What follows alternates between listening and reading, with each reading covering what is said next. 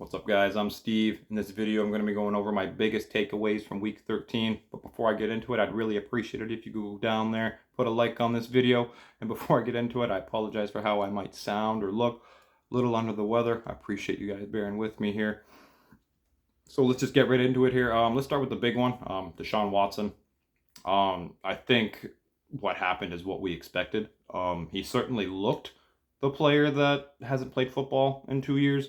I would have never have recommended to start him until we at least see some progression going forward, until Deshaun Watson can shake off the rust completely, which there is a very real to fair chance that he doesn't. We need to keep that in our expectation. He posted a 53.4 passer rating. There's a very real chance he does not shake off the rust. There's only 5 games left. Only 5 games left in the season. The 2020 version of Deshaun Watson is in there. We just don't know when we're going to see that guy. And until we do, until he starts making more progression, you can't gamble on him in your starting lineup. The fantasy playoffs are around the corner. It's just not worth the risk. If you're in a super flex league and you have him, that's tough sledding. Wish you all the best. Going to these Jacksonville Jaguars now. Trevor Lawrence, I'm just happy the man was able to finish the game. Near the end of the first half there, he had that pretty gruesome looking twisted knee. That left knee there, that certainly looked like a potential season-ending injury. Thankfully, he was able to come out after halftime. I think the score was only 23-9 at that point when he was coming back out, so maybe there was more incentive for him to go back in that game. But the Jacksonville Jaguars as a whole, they just got steamrolled. I mean, I'm sure Trevor Lawrence will pop up on the injury report this week with that left knee injury. I'm sure there has to be a little bit of something. That looked painful. But going forward, he looks like he'll be fine. Now we're going to jump to Jalen Hurts. That boy's bad, man. MVP? I mean, maybe not before the season, but hey, this Philadelphia Eagles team just looks unstoppable. I feel there's some folks out there that still has this idea in their head that Jalen Hurts is more a rushing quarterback. Yeah, no, couldn't be the furthest thing from the truth. Jalen Hurts comes out here, he completes 29 of 39 passes. He has a 74.4% completion percentage. He has 380 passing yards with 3 TDs. He chipped in 5 rushing attempts for 12 yards and 1 rushing score. He's a rushing QB. I think he's a rushing QB when he has to be. Because this shows to me he's not a rushing QB. Which, he is a rushing QB, obviously. But he can pass it just as good. And, man, he is sick. This whole Eagles team, they have Super Bowl written all over them. Jumping to a bit of a more negative. A very big negative, actually. Russell Wilson. What are we cooking? I'm really curious what we're cooking. Another game under 200 yards. Another game with no passing TDs. Dog, what are we cooking? Other than the hopes and dreams we had about Denver before the season, I'm really not sure what has to change. The schedule down the stretch may have you tempted to start some of the skill position players, I guess the ones that aren't injured, down the stretch for the Denver Broncos. But honestly, it's just a situation you want to avoid in general. I'm not comfortable starting any one of these guys. Aaron Rodgers still owns Chicago, confirmed. Jumping to some running backs here. James Cook. Is there a changing of the guard in this Buffalo Bills backfield? It's been a slow shift in this direction, but week 13 showed the biggest change, though. Devin Singletary played 44% snap shares to James Cook's 43. James Cook ran more routes. He had a career stat line to this day in his career, rushing 14 times for 64 rushing yards, while adding 6 catches on 6 targets for 41 receiving yards, which I think is very significant. You caught 100% of your targets. That's unheard of. Not unheard of, but that's You just don't see that too much. So this change from James Cook to Devin Singletary, it's kind of been shifting in that direction the last couple weeks, but it was never more apparent until this week. Devin Singletary only commanded a 6% target share, and he dropped the 2 targets that he did receive.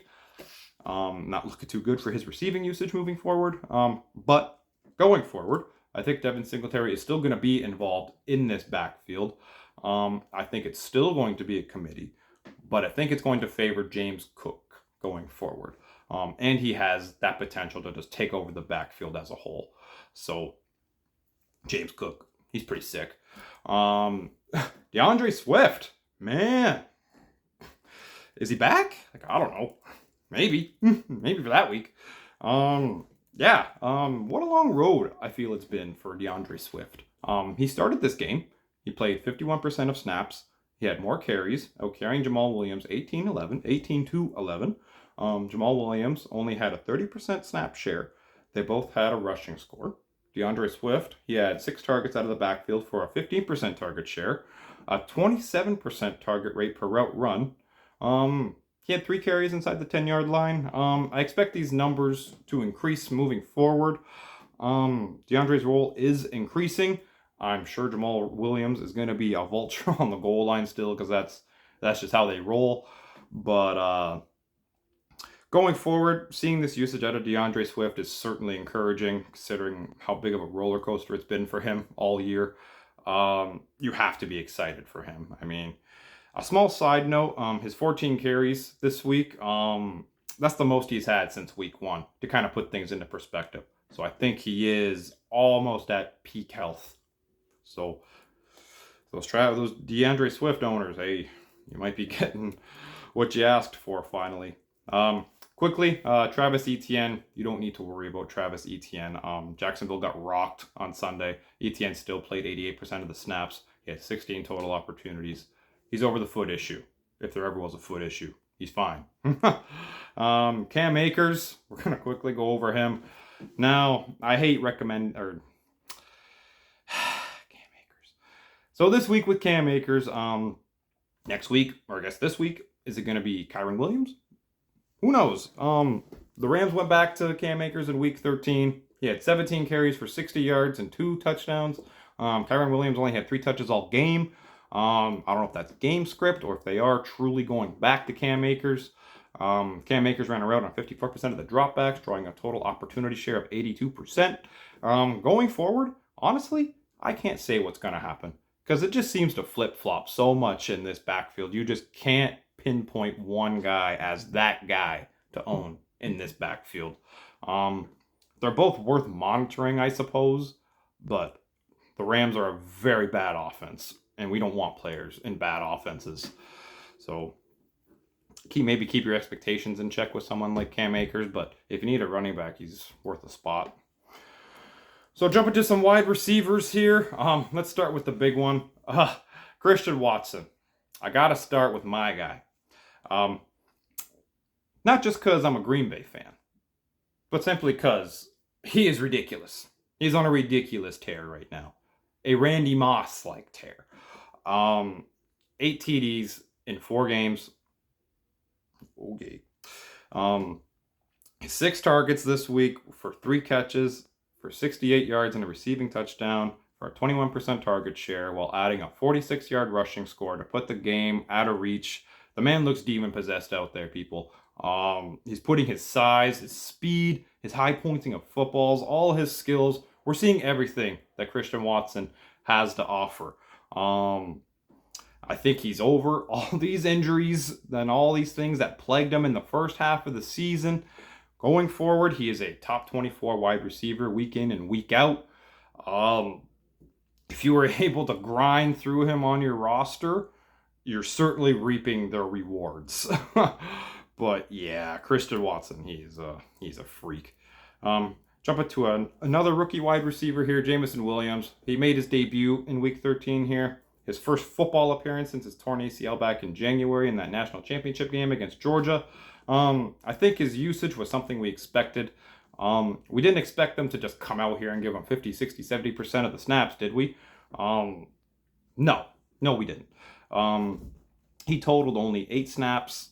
He had 11% snap share, 1 target that fell incomplete. Going forward, as he gets more comfortable with this offense, he's going to get more and more incorporated with it. Detroit has some good matchups coming up for quarterbacks and wide receivers. If he can get up to speed quick enough, the sky is certainly the limit with Jameson Williams and this Detroit Lions offense. And this Detroit Lions offense, they're getting healthier. They're looking good. So Jameson Williams should be very good.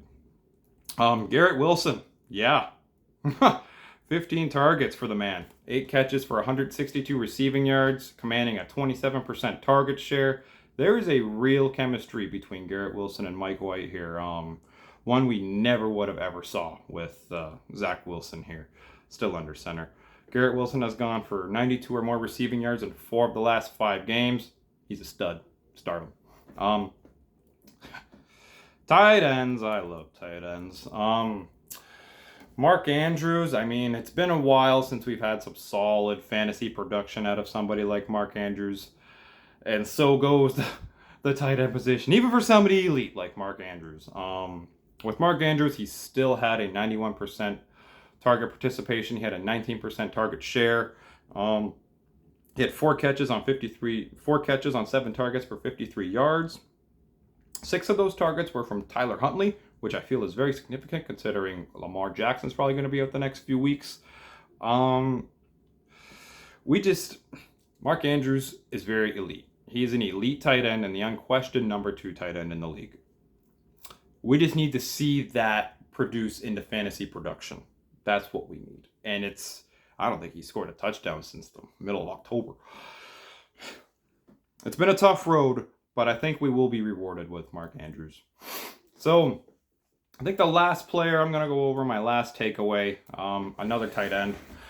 George Kittle, it was a little rocky for him as it was. No Jimmy Garoppolo. Gosh. No Jimmy Garoppolo certainly doesn't signal doom for George Kittle, but, I mean, it was already rough with Jimmy G. And I can't see it getting any better without him. Brock Purdy, he took over under center there after Jimmy G left with the broken foot, which unfortunately will cost him the rest of the year. But I did hear that he doesn't need surgery and that it'll be about 8 weeks and he could potentially come back in the playoffs. Doesn't have anything to do with fantasy, but just a side note. Back to George Kittle. He played 81 of the 84 snaps on Sunday. Brock Purdy had 40 dropbacks. George Kittle only saw 3 of those targets. 40 dropbacks, 84 snaps, 3 targets. Now, I mean, with those 3 targets, he had 2 catches for 22 receiving yards. I feel going forward, the San Francisco 49ers offense as a whole should be okay. George Kittle being George Kittle, you have to start him. There's no way around not starting him with how bad the landscape is with tight ends. He's just been very boom and very bust this year, George Kittle, unfortunately. And maybe the days of him being an elite top 3, top 5 tight end, I don't know if they're over, but maybe next year for George Kittle. But I think that's all I have for this video. Again, I'd appreciate it if anybody goes down and hit a like on the video, and I appreciate anybody who watched, and hope you come back for the next one.